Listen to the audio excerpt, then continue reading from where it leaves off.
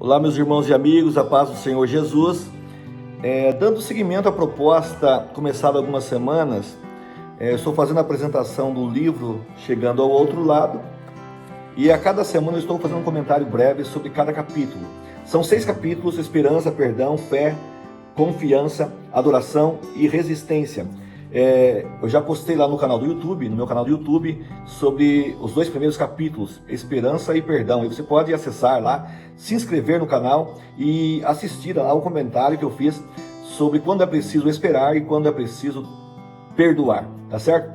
Esse livro está à disposição de quem quiser, custa R$25. Se você for aqui de Itararé, eu posso levar para você na sua casa. Se você for de outra cidade, você tem a opção de pagar R$5 a mais em encomenda simples, ou R$15 uma encomenda registrada. Você manda para mim o seu nome e endereço, pode ser no meu WhatsApp ou através do Messenger, não é verdade? Meu WhatsApp é 15 99673 2155. 15 99673 2155. Pois bem, o capítulo de hoje que eu quero meditar com vocês em rápidas palavras é sobre quando é preciso ter fé, a existência de Deus. Eu inicio lendo aqui um texto de D.S. Clark, que ele diz o seguinte: antes que se diga que não há Deus, devem-se analisar todos os elementos do universo. Devem-se investigar todas as forças mecânicas, elétricas, biológicas, mentais e espirituais. Deve-se ter conhecimento de todos os seres e compreendê-los completamente. Deve-se estar em todos os pontos do espaço a um só tempo, para que possivelmente Deus não esteja em alguma outra parte e assim escape a sua atenção. Essa pessoa deve ser onipotente, onipresente e eterna. De fato, essa mesma pessoa deve ser Deus antes que ela dogmaticamente afirme de que não há Deus. É muito pobre a expressão Deus existe, porque esse verbo existir, ele traz uma conotação de criação. O verbo existir traz não só a conotação de criação, mas a existência por um período de tempo. E Deus é eterno. É uma das formas que Deus se revela à humanidade, é através da criação. No Salmo 19, versos 1 e 2, ele diz assim: os céus manifestam a glória de Deus e o firmamento anuncia a obra das suas mãos. Um dia faz declaração, outro dia, uma noite mostra a sabedoria, outra noite, sem linguagem, sem fala, ouvem-se as suas vozes. Aos Romanos também, quando Paulo escreve no capítulo 1, versículos 18 ao 20, ele diz o seguinte: Deus, entretanto, mostra do céu a sua ira contra todos os homens pecadores maldosos que repelem a sua verdade. Pois a verdade sobre Deus é revelada entre eles instintivamente. Deus pôs esse conhecimento em seus corações. Desde os primeiros tempos os homens viram a terra, o céu e tudo quanto Deus fez, tendo conhecido sua existência e seu grande e eterno poder. Assim eles não terão desculpa alguma quando estiverem diante de Deus no dia do juízo. Então a criação de Deus, tudo que nós vemos na natureza, é uma prova cabal que Deus existe. Se nós começarmos a analisar o equilíbrio que há em tudo isso, daqui a pouco vou falar mais alguma coisa sobre isso. O homem não pode se excusar de que há um Criador inteligente que tem colocado tudo num perfeito equilíbrio. O profeta Isaías, como eu já disse em princípio, a palavra de Deus também é uma das formas em que Deus se revela à humanidade, não só através da criação, mas através da sua palavra, que é a Bíblia Sagrada. O profeta Isaías, no capítulo 40, versículo 28, ele diz: não sabes? Não ouviste? O Senhor é o eterno Deus, não se cansa nem se fatiga, e não há quem esquadrinhe o seu entendimento. Deus, ele é um ser incriado, por isso que a palavra existir é muito pobre diante da grandeza e soberania de Deus. A melhor definição sobre essa soberania e eternidade de Deus é que nunca houve um tempo em que Deus não existisse, porque Deus é. Mas Deus, ele se propõe a revelar a humanidade, através da criação, como eu disse, através da sua palavra. E será que é possível nós sentirmos Deus? A própria Bíblia traz essa resposta. O salmista, no Salmo 38, verso 4, ele diz assim: provai e vede que o Senhor é bom.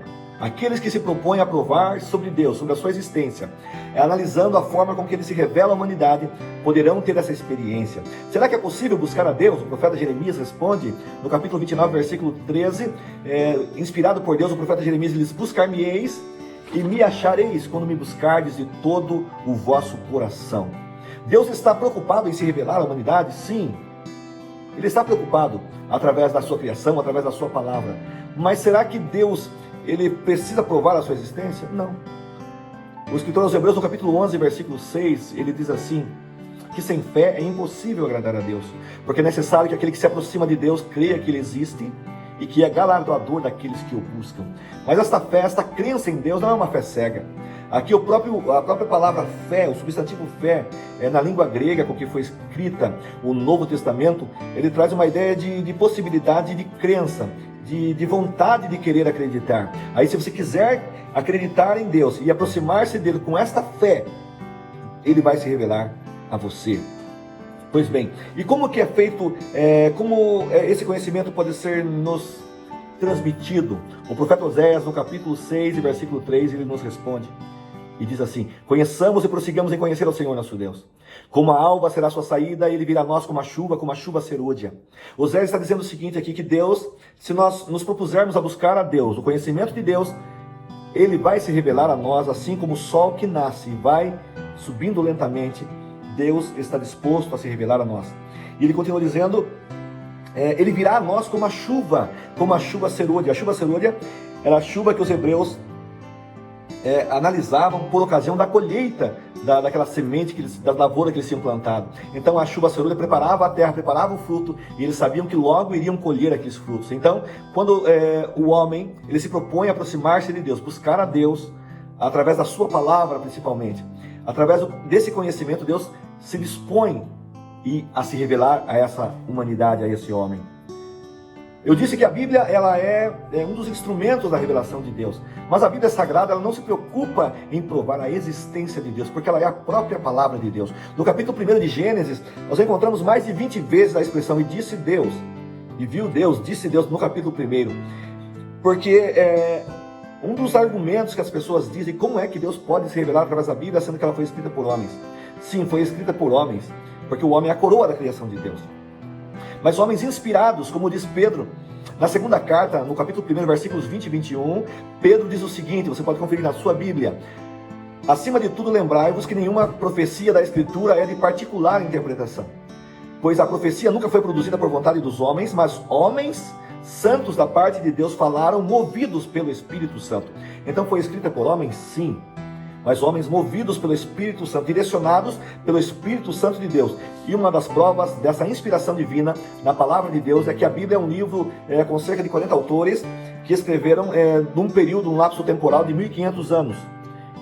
E esses autores são de diferentes origens, diferentes formações culturais. Nós encontramos legisladores como Moisés, mas encontramos também pescadores como Pedro. Há autores da Bíblia que foram reis, mas há autores também, ou escritores da Bíblia, que foram pastores, médicos, agricultores, boieiros. Agora você imagine autores variados, vivendo em tempos distintos, escrevendo um livro cuja unidade é singular, que se completa, desde o Antigo Testamento, como nós vemos até o Novo Testamento. A Bíblia ela se completa e é um livro de unidade, demonstrando que é um livro inspirado por Deus. O que acontece muitas vezes é que as pessoas, homens mal intencionados, eles usam a Bíblia ao seu bel prazer, extraindo textos isolados da Bíblia para fundamentar as suas igrejas, as suas ideias, os seus conceitos, as suas filosofias. Isso não é de hoje. É um dos motivos que houve a reforma, que apenas a Bíblia, uma das solas da reforma, é só a Escritura, só a Bíblia, no sentido completo da palavra de Deus, significa o seguinte, que só através da Bíblia completa é que nós podemos ter uma fonte de autoridade doutrinária que nós devemos seguir. Porque nós encontramos religiões que usam apenas o Pentateuco, ou seja, os 5 primeiros livros da Bíblia, para justificar os seus conceitos e ideias. Mas também há religiões que usaram através da história da igreja, nós entendemos e aprendemos, como o arianismo, o gnosticismo também, que pegavam textos isolados da Bíblia para fundamentar as suas ideias, contrariando ideias principais e doutrinas principais da Bíblia. Uma delas, por exemplo, a divindade de Cristo. Eles afirmavam que Cristo, embora tenha sido um ser superior, um ser de formação acima da média, ele não poderia ser o Filho de Deus. E não é essa a ideia que a Bíblia nos traz, não é a doutrina genuína da palavra de Deus que nos apresenta Jesus como enviado de Deus, ungido de Deus, o Messias de Deus, com o propósito de vir para resgatar a humanidade de volta para Deus. Então a Bíblia Sagrada, como eu disse aqui, em princípio, li um texto de Pedro, nenhuma escritura, como disse Pedro aqui, é de particular interpretação. Então alguém não pode pegar um texto isolado da Bíblia e fundamentar uma ideia, uma filosofia, um conceito ao seu bel prazer, porque senão ele estaria contrariando a unidade de toda a Bíblia Sagrada. E por isso há muitos abusos de muitas pessoas, e muitos são engodados seguindo conceitos de homens, porque não buscam na Bíblia absolutamente o conhecimento de Deus e da forma com que Ele se revela à humanidade. Nesse livro aqui eu coloquei alguns dados também, gente, científicos, especificamente nesse capítulo que eu estou comentando com vocês. Eu consegui um livro, umas seleções, aquelas famosas seleções, né, Reader's Digest, de 1947, para vocês terem uma ideia. E o autor desse artigo, eu incluí aqui, ele coloca 7 razões, ou 7 motivos que me fazem crer em Deus. 7 razões, 7 motivos científicos, e é muito interessante. Eu vou ler um para vocês aqui. O primeiro dele diz o seguinte: pode-se provar por meio de uma lei matemática inflexível que o nosso universo foi concebido e realizado por uma grande mão arquitetônica.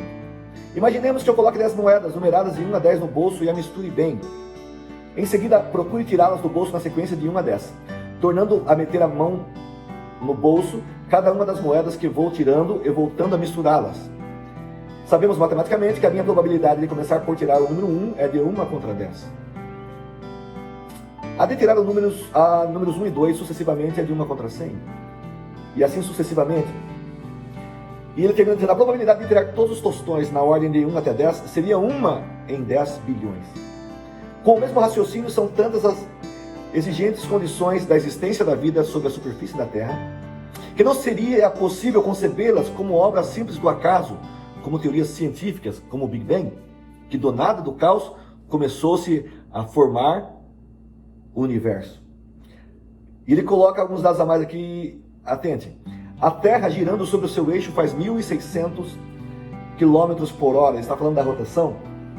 Se ela girasse apenas a velocidade de 160 km por hora, nossos dias e noites seriam 10 vezes mais longos do que são hoje. E o Sol queimaria toda a vegetação terrestre no curso do interminável dia, ao passo que a longa noite, com as suas geadas, acabaria com todo e qualquer rebento que tivesse escapado à soalheira. O Sol, fonte de nossa vida terrestre, tem uma temperatura superficial de 6.648 graus centígrados. E a Terra está precisamente, ouçam, a distância necessária para que esse fogo nos aqueça justamente o bastante, não demasiado. Se o Sol nos desse apenas metade do seu poder de radiação atual, ficaríamos gelados, e se nos desse, digamos, metade mais do que nos dá, seríamos reduzidos à torrada. A inclinação do eixo da Terra sobre o plano da órbita a 23 graus é a causa do regime das estações. Se a Terra não estivesse inclinada, os vapores dos oceanos deslocar-se-iam uniformemente para o norte e o sul do globo, amontoando verdadeiros continentes de gelo em volta dos polos. Se a nossa Lua estivesse apenas a uns 75 mil quilômetros de distância da Terra, em vez daquela a qual se encontra atualmente, as marés seriam tão tremendas em nossos mares que todos os continentes seriam submergidos 2 vezes ao dia.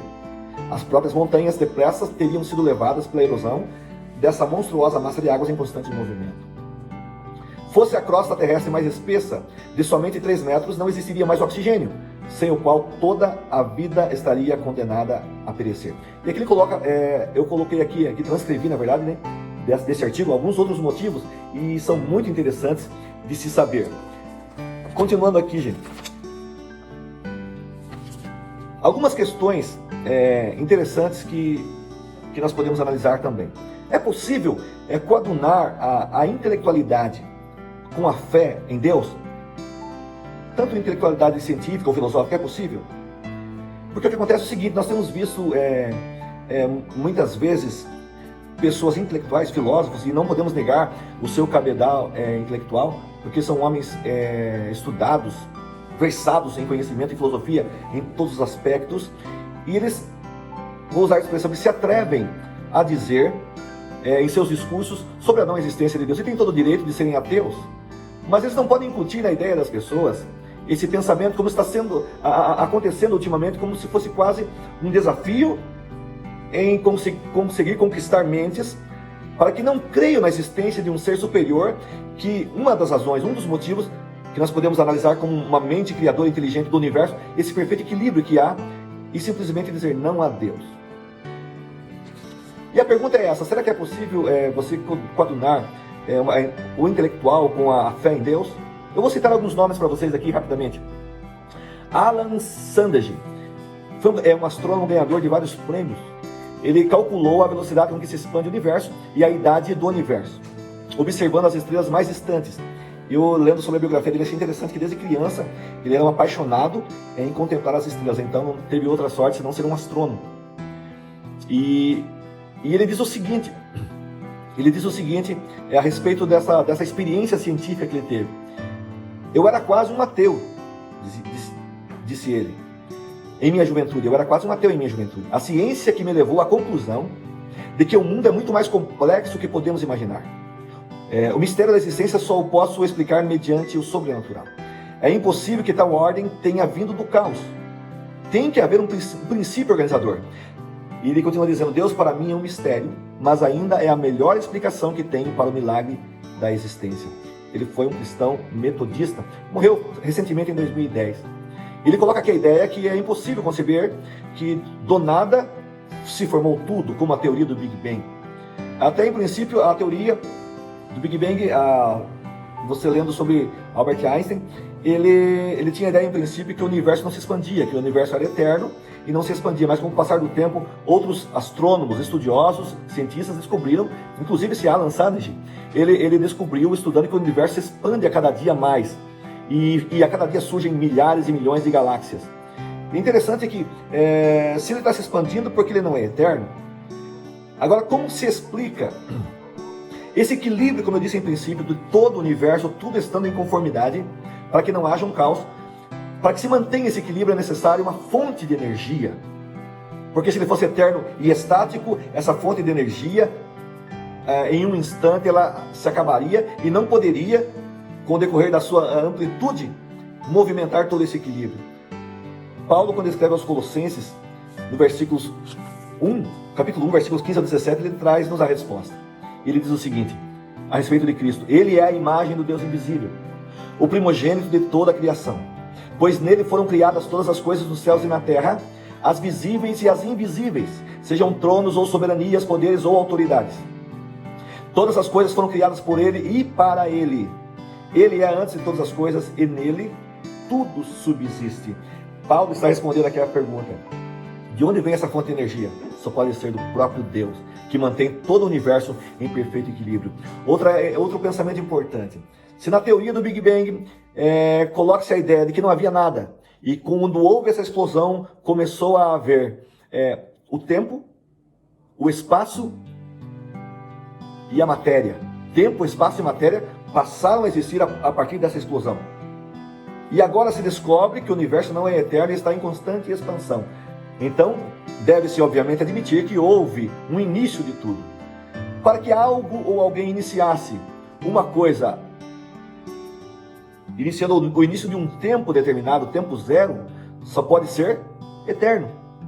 Para que se tivesse início ao espaço, só através de alguém infinito. E para que se tivesse início à matéria, o que precisaria acontecer? Somente um ser espiritual. Que ser pode ser infinito, eterno e espiritual para dar início ao tempo, ao espaço e à matéria? Pois bem, voltemos aqui à análise sobre coadunar a ideia da intelectualidade com a fé na existência de Deus. C.S. Lewis, que viveu de 1898 a 1963, conhecido irlandês, escritor, professor, filósofo, romancista, crítico, poeta. Ele foi professor da Universidade de Oxford e Cambridge. Ele foi muito amigo do professor J.R.R. Tolkien, que foi o autor do Senhor dos Anéis. Esse C.S. Lewis, muito conhecido, ele é o autor de Crônicas de Nárnia, um clássico conhecido de muitas pessoas. Ele, na sua biografia, nós aprendemos que ele, na sua infância, ele cresceu numa igreja, na tradição de uma igreja, mas depois se tornou um ateu convicto, estudando, aperfeiçoando a ciência e a intelectualidade. E justamente no período que ele serviu ou atuou como professor em Oxford, juntamente com o J.R.R. Tolkien, que era um cristão, ele voltou-se ao cristianismo, a professar a fé em Cristo, e se tornou um dos maiores apologistas da fé cristã. Um dos seus livros conhecidos é O Cristianismo Puro e Simples, de 1952. É possível coadunar a ideia de intelectualidade e fé na existência de Deus. Outro, Isaac Newton, físico, astrônomo, filósofo, teólogo, matemático, que viveu em 1643 até 1727. Foi o primeiro a demonstrar sobre os movimentos da mecânica. E eu coloquei aqui um dado importante sobre ele que eu quero ler para vocês. Alquimista, filósofo natural, teólogo e cientista inglês. Foi o primeiro a demonstrar os movimentos de objetos tanto na Terra como em outros corpos celestes, e que esses são governados pelo mesmo conjunto de leis naturais. Ele considerava que a mecânica celeste era governada pela gravitação universal e principalmente por Deus. E nas suas palavras ele disse o seguinte: a maravilhosa disposição e harmonia do universo só pode ter tido origem segundo o plano de um ser que tudo sabe e tudo pode.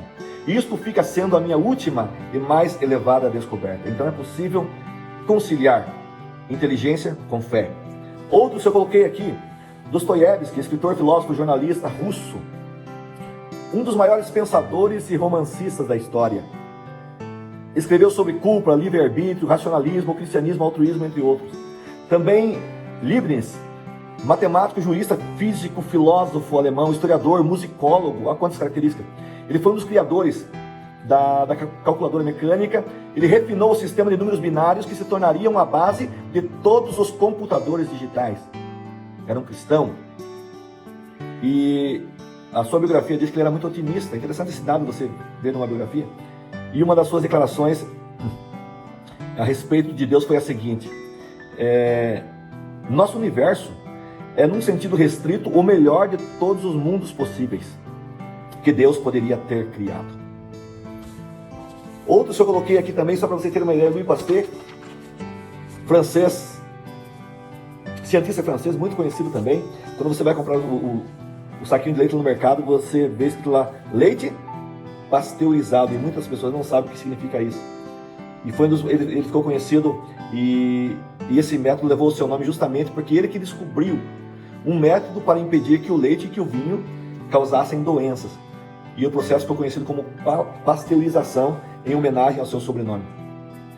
Ele é considerado um dos 3 principais fundadores da microbiologia. O seu genro, quando escreveu a sua biografia, ele disse o seguinte a respeito de Louis Pasteur: uma fé absoluta em Deus e na eternidade, e a convicção de que o poder para o bem dado a nós neste mundo será continuado para além dele. Foram sentimentos que permearam toda a sua vida. As virtudes do Evangelho estiveram sempre presentes nele, com o máximo de respeito para com a forma de religião que tinha sido a dos seus antepassados. Ele recorreu simplesmente à religião naturalmente para ajuda espiritual nestas últimas semanas de sua vida. Ele narra que Louis Pasteur recorreu a Deus e sempre defendia o Evangelho. Pois bem, há muitos nomes que nós poderíamos citar, e você pode pesquisar também. Só estou colocando essa ideia de que não é a intelectualidade que vai ou pode afastar alguém da fé na existência de um Deus supremo, de um Deus soberano, de um Deus onipotente, onipresente, onisciente, criador dos céus e da terra, que quer se revelar à humanidade, não só através da criação, mas também através da sua palavra, que é a Bíblia Sagrada, o livro originário da sua vontade e deixado para os homens, mas também através do seu Filho Jesus Cristo, quando ele envia Jesus para cumprir um papel e resgatar essa humanidade de volta à casa do Pai. Eu marquei aqui também Anthony Flew, da nossa contemporânea nossa, que faleceu recentemente em 2010. Foi um filósofo e professor britânico, assaz defensor do ateísmo. Escreveu muitas obras sobre ateísmo, defendendo o ateísmo. Inclusive foi contemporâneo de C.S. Lewis, e ele debatia com o C.S. Lewis sobre a fé de C.S. Lewis em Deus. Mas agora, em 2004, ele admitiu a existência de Deus. Aqueles seus discípulos do ateísmo, eles contraditaram esse reconhecimento de Anthony Flew, dizendo que ele estava senil já, a idade estava avançada, estava meio caduco, é por isso que ele estava admitindo.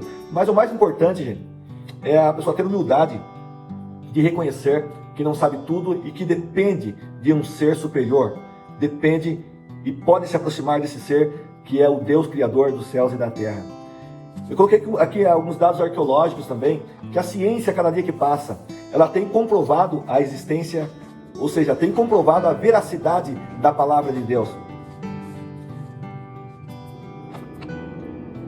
Eu coloquei aqui um dado interessante sobre o DNA mitocondrial. Não sei se vocês já ouviram dizer, mas vocês podem pesquisar, que na década de 80, uma geneticista chamada doutora Rebecca Campbell, ela pegou 150 amostras de mulheres de países variados, Austrália, África, americanos, esquimós e índios, e numa comparação, qual foi a surpresa quando obteve o resultado de que todas as amostras comprovaram que essas mulheres descendiam de uma só mulher que viveu há cerca de 6.000 anos. E essa pesquisa ficou conhecida como Eva mitocondrial. Se você pesquisar na internet, você verá essa pesquisa atestando a veracidade da palavra de Deus na criação do primeiro casal. Como que pode a ciência hoje, na década de 80, comprovar, através do exame do DNA, que todas essas mulheres, numa conclusão científica, descenderam de uma mesma mulher? Um outro fato interessante que eu coloquei aqui, foi matéria recente também do jornalismo, um selo real, que foi a bula do rei Ezequias. A Bíblia nos traz a história de rei Ezequias como um rei de Judá, e há pouco tempo atrás eles descobriram essa bula, esse anel de selar do rei Ezequias, numas escavações lá em Jerusalém, e estava medido 1 centímetro de diâmetro por 9 milímetros de espessura, e estava escrito na língua hebraica antiga sobre esse anel, sobre essa bula, dizendo assim: pertencente a Ezequias, filho de Acás, rei de Judá. Comprovando a veracidade da palavra de Deus, porque a Bíblia é o que é, diz o que diz e não se contradiz. E a cada dia que passa, a arqueologia tem demonstrado que os fatos bíblicos de fato ocorreram, são verídicos. Em 1947, alguns pastores estavam próximos ao Mar Morto, numa caverna chamada Qumran, e uma das cabras, ela escapa do rebanho e entra numa caverna. E qual foi a surpresa dos pastores? Quando vão atrás dessa cabra, eles descobrem ali muitos vasos com muitos escritos e papiros dentro, muitos textos, mais de uma centena, e muitos desses textos bíblicos. E um deles, um dos vasos, por incrível que pareça, um texto que estava em melhor condição, intacto, 7 metros de comprimento de papiro, justamente o livro do profeta Isaías, que nós temos na Bíblia Sagrada. Até 1947, a cópia do livro de Isaías mais antiga que havia era do século X depois de Cristo. Isso foi agora em 1947. Aí os estudiosos, cientistas foram comprovar a veracidade, a autenticidade desse documento. Eles comprovaram em 1948 e com a seguinte informação, que essa cópia ela é do século IX antes de Cristo. Então, portanto, com quase 2.000 anos, ou mais, né? Mais de 2.000 anos de existência, e estava intacta num vaso de argila lá na caverna chamada Qumran. Esse dado arqueológico também é importantíssimo. Você encontra, se pesquisar na internet aí, onde você quer que seja, onde quer que queira. Pois bem, gente, encerrando essa breve, não tão breve comentário sobre quando é preciso ter fé, eu quero dizer a você que Deus quer se revelar a você, que existe um Deus criador dos céus e da terra. Ele não só se revela através da criação, mas também através da palavra, a sua palavra, que é a Bíblia Sagrada, e através do seu Filho Jesus Cristo, que tem todo o poder nos céus e na terra, de ser o nosso intermediador, de ser o nosso único caminho de acesso ao Pai, para que nós cheguemos diante de Deus novamente. E você pode aproximar-se de Deus, conhecer a Deus, buscar a Deus. Como eu disse em princípio, buscar-me-eis, disse o Senhor, através da inspiração do profeta Jeremias, e me achareis quando me buscardes de todo o coração.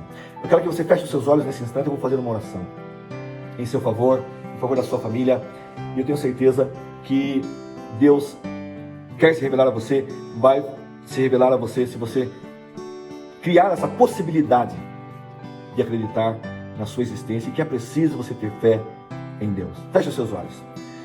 Senhor Deus e Pai, eu te louvo e te agradeço por essa oportunidade singular que nos proporciona de estarmos comentando alguma coisa a respeito da tua palavra e sobre esse assunto, Senhor meu Deus, que muitas vezes muitas pessoas têm ficado confundidas.